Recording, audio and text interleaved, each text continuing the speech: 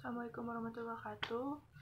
Perkenalkan, nama saya Adinta Sekinah dari kelompok 3 dan juga teman saya yaitu Sandi Kurniawan, Tuti Aminah, Dina Nurhasanah, Rizal Nuruddin, dan Teni.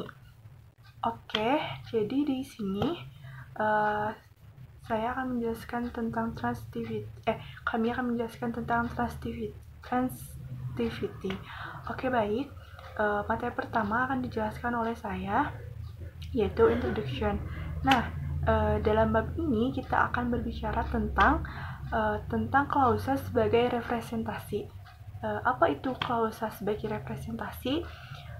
Melalui sistem transitivitas, kita akan menjelajahi klausa di dalamnya, seperti siapa melakukan apa, untuk siapa diselidiki, bagaimana, kapan, siapa, kenapa, atau bagaimana fungsinya.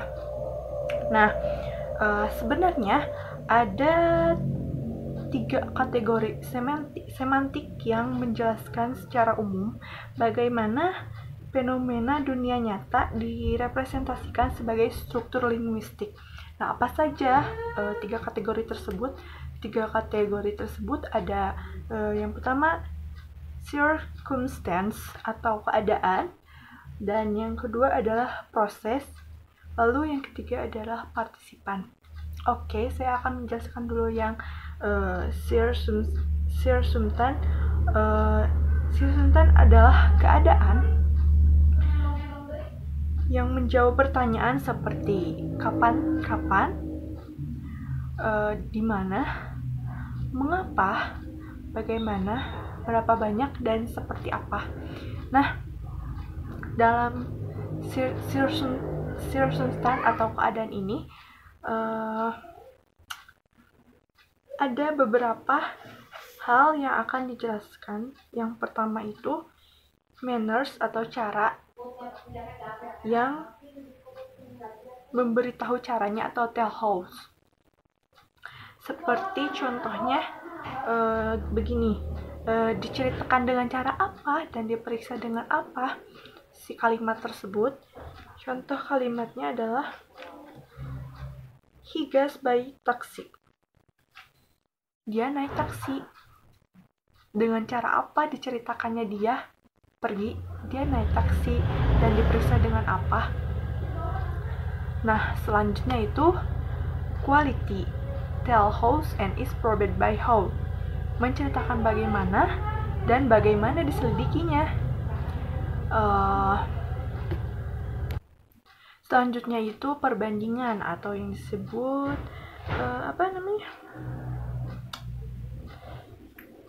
memberitahu seperti apa dan diselidiki seperti apa. Misal contoh kalimatnya, dia melompat-lompat seperti monyet. Nah, dia memberitahu seperti apa, yaitu dia melompat-lompat dan diselidiki seperti apa, melompat-lompat seperti monyet. Nah, begitu. Dan selanjutnya akan dijelaskan materi selanjutnya oleh Sandi Kurniawan. Assalamualaikum warahmatullahi wabarakatuh. Di sini saya akan menjelaskan tentang sebab. Sebab adalah hal yang menjadikan timbulnya sesuatu lantaran karena asal mula, alasan, memberitahu apa yang menyebabkan proses dan kenapa diselidiki. Misal, domba-dombanya merasa haus. Tujuan sebab untuk menentukan hubungan antara sebab akibat, yang berarti menentukan ada atau tindaknya tindak pidana, atau memberitahu atau mengatakan tujuan dan diselidikinya.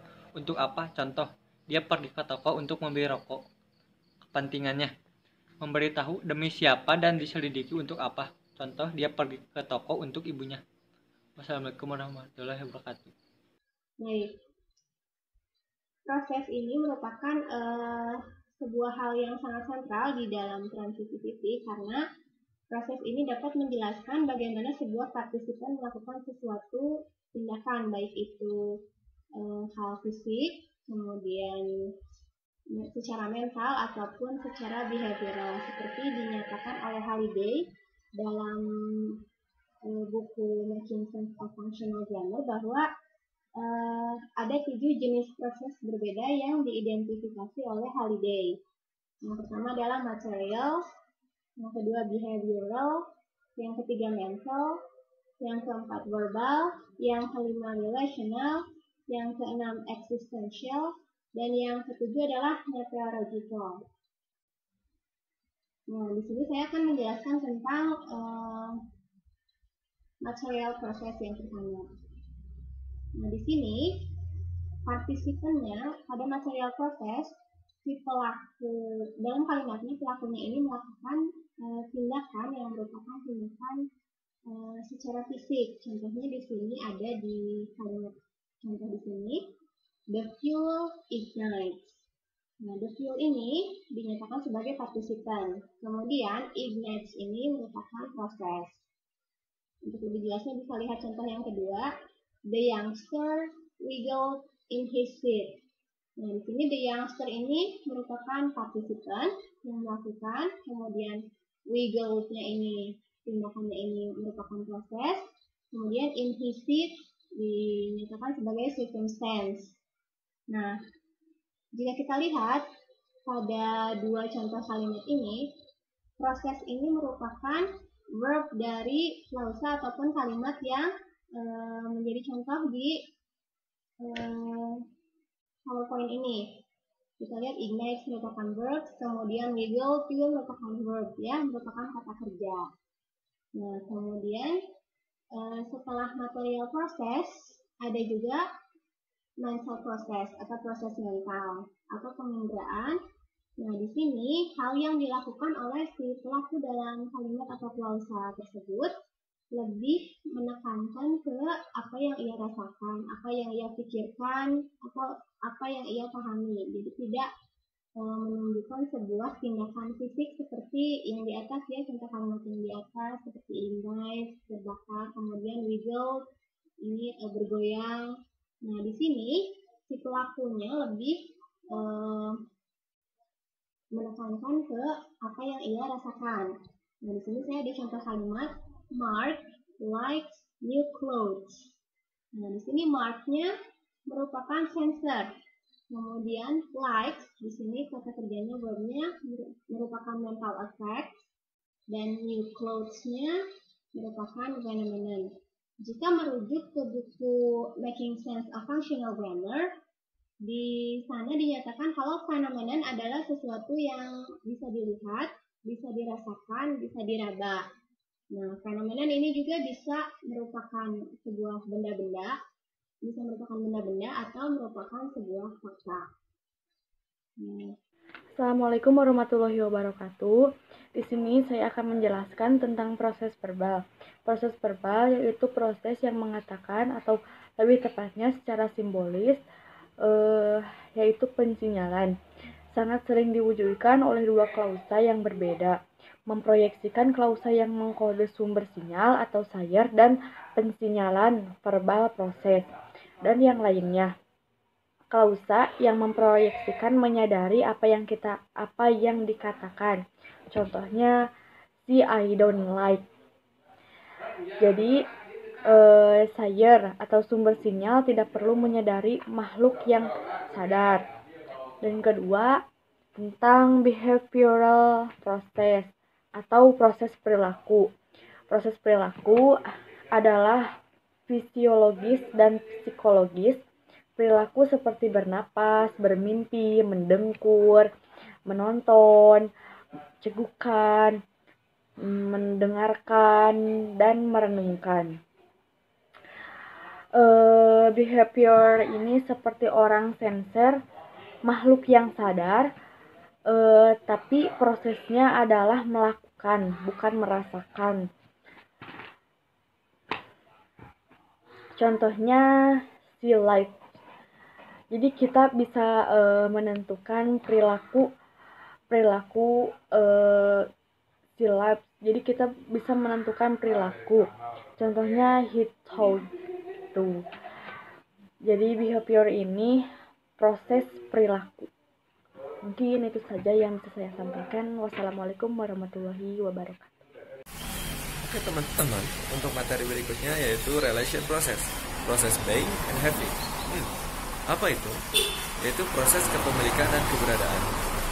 Dalam materi ini ada 3 poin utama. Yang pertama yaitu insentif, yang kedua adalah posesif, dan yang ketiga adalah konstituentual. Apa itu intensif? Intensif adalah kalimat yang hanya ada pada kalimat itu sendiri dan tidak dimiliki oleh kalimat yang lain. Contoh, Ical is arrogant. Dalam contoh kalimat ini, kita maknai bahwasanya Ical adalah arogan. Ical adalah orang yang arogan. Dalam kalimat ini dijelaskan bahwasanya kalimat arogan itu hanya dimiliki oleh kalimat ini sendiri dan itu tidak dimiliki oleh kalimat yang lain. Untuk yang kedua yaitu posesif. Posesif yaitu kepemilikan yang dalam kalimat itu bisa dimiliki oleh kalimat yang lain. Contoh, Ical mempunyai rambut yang warna hitam. Kalimat yang lain pun bisa jadi mereka punya rambut, semisal Ajmi punya rambut yang hitam, Bututi punya rambut yang hitam, dan lain sebagainya. Kemudian kalimat yang terakhir adalah kontinental. Apa itu kalimat kontinental? Yaitu kalimat yang tidak secara langsung. Contoh, kuning telur selalu berada di tengah. Dalam kalimat ini kita maknai bahwasanya setiap kuning telur itu selalu ada di tengah. Secara tidak langsung bahwasanya kuning telur itu memang selalu berada di tengah. Paham maksudnya?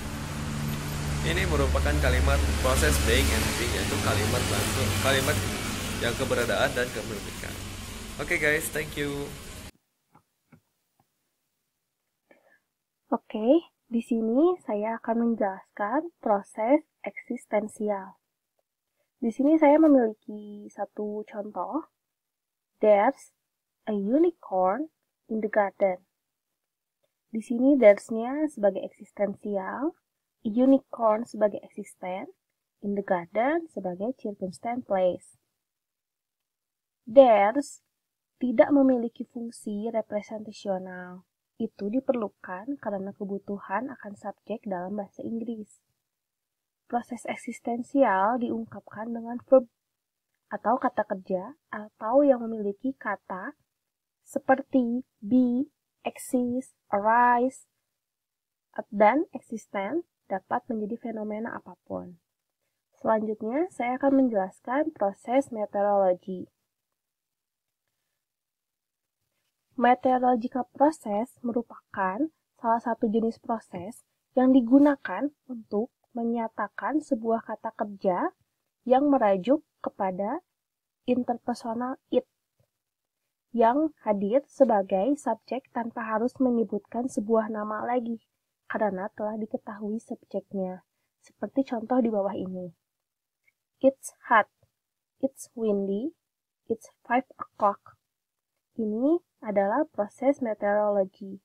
Kata it atau itu tidak memiliki fungsi representasional tetapi tidak memberikan subjek. Ini dianalisis sebagai proses meteorologi. Sekian presentasi transitivity dari kelompok kami. Wassalamualaikum warahmatullahi wabarakatuh.